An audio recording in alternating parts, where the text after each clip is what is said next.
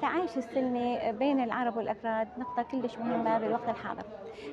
حاجتنا للإقليم وللشمال فترة النزوح كان لها دور جدا إيجابي في تعشيق العلاقة والتماسك الاجتماعي بين العرب والكرد، ومن خلال كذلك الورش والدورات والندوات ودمج العلاقات بين المنظمات الموجودة في الإقليم والمنظمات الموجودة ببقية المحافظات. نلاحظ أن كثير من الورش العمل تقام في أربيل، ومن خلال دمج المنظمات الموجودة هناك يصير تماسك اجتماعي ويصير علاقات ويصير تبادل الخبرات وتبادل الثقافات، هذا اللي هو يعني نتيجة جدا إيجابية في تحقيق التماسك الاجتماعي. نشكر القائمين على هذا المؤتمر لجمع الحوار بين الكرد والعرب في نطاق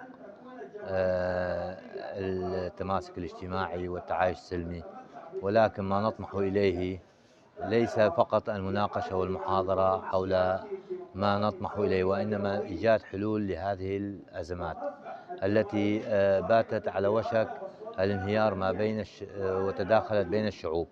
لذلك ندعو كل من المنظمات المجتمع المدني وكل من له قرار في هذا البلد أن يقوم على إيجاد الحلول لزراعة المحبة والتعايش بين جميع المواطنين والمكونات العراقية.